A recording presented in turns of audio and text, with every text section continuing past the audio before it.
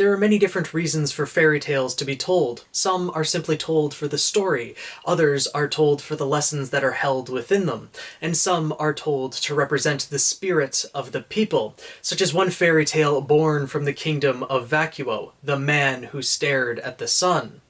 One day, as a farmer was irrigating his fields, he exclaimed loudly about the heat, and the sun overheard, saying that they both have their jobs. In fact, you should be thanking me, for without my efforts, yours wouldn't even be possible. And the farmer retorted, I work hard in my fields every single day to feed my family, and this unbearable heat only makes me work that much harder. My crops keep wilting no matter how much I water and care for them. Perhaps you are too good at your job. Instead of me working more, how about you do a little bit less? The sun grew a bit angry at this comment and flared up, the crops around the farmer starting to wilt.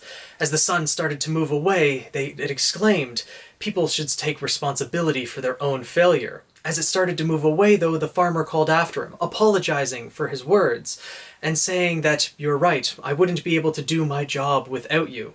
At this, the sun cooled off, exclaiming that people always have complaints. No matter whether it's too hot or too cloudy, there's never praise for the work that the sun does.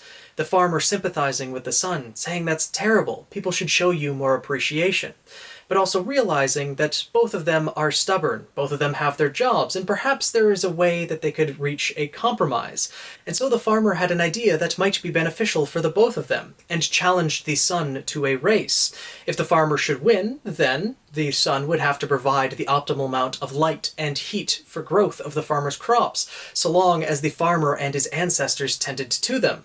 And if the sun should win, then the farmer and his ancestors would have to adore the sun and encourage others to celebrate in its magnificence. The sun liked the idea of a challenge, but exclaimed that both of them have been exhausted. They've both been up since dawn. Since the farmer was the one to issue the challenge, perhaps the sun should be the one to choose what that challenge would be. The farmer thought for a moment and agreed, and so the sun issued its challenge, a staring contest. The farmer hesitated for a moment, but then agreed, and slowly looked up at the sun, eyes wide open and unblinking.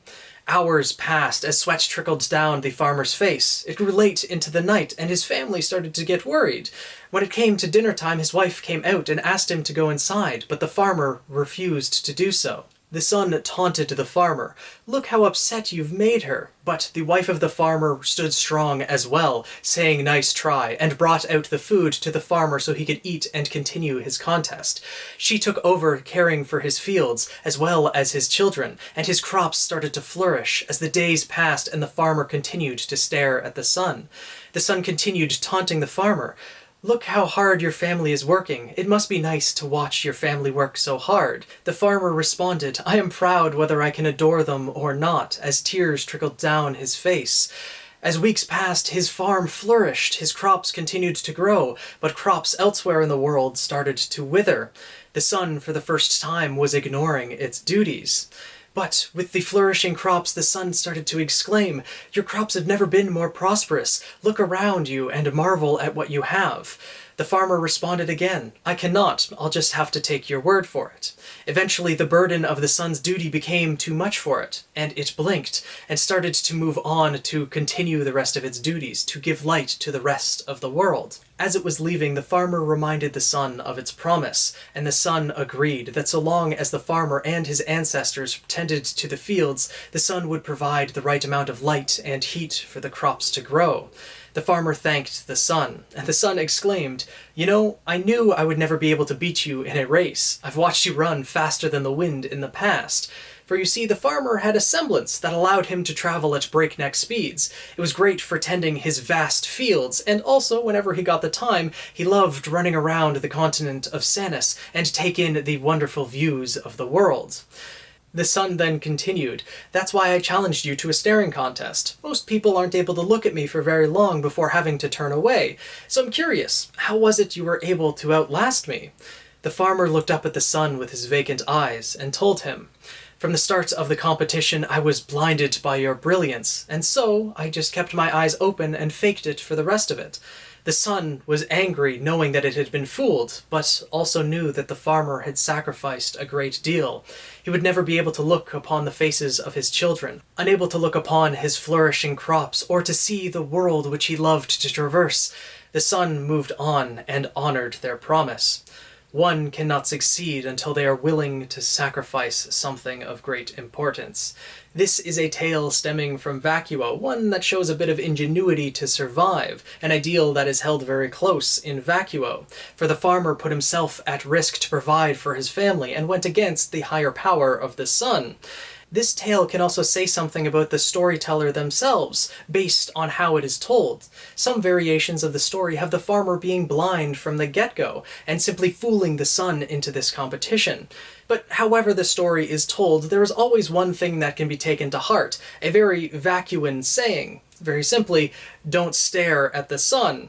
A lesson that all of us can take to heart in some form or another, as frankly, staring at the sun for too long will cause you to go blind. But there is one lesson that is contained within this story that isn't outwardly told to us. The last saying in this story is, one cannot succeed unless they are willing to sacrifice something important. And there are certainly times in life where sacrifice is necessary, but in the case of this story, I don't think it was. Both the farmer and the son were very stubborn in their ways, and honestly could have reached a compromise that would have worked well for both of them. If the farmer had just shown a bit more appreciation for the sun, and the sun simply lessened its intensity, allowing the crops of the farmer to flourish, both of them could have lived for generations happily with this compromise. But instead, both of them stuck heavy to your ideals. And this story carries that underlying notion that sometimes compromise is necessary.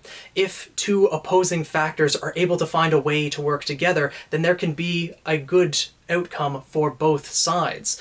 However you decide to look at this story, whether sacrifice is necessary to be able to move forward, or sometimes sacrifice in the form of a compromise is also necessary. There are many different ways to interpret these different stories, and I would love to know your thoughts down in the comments below.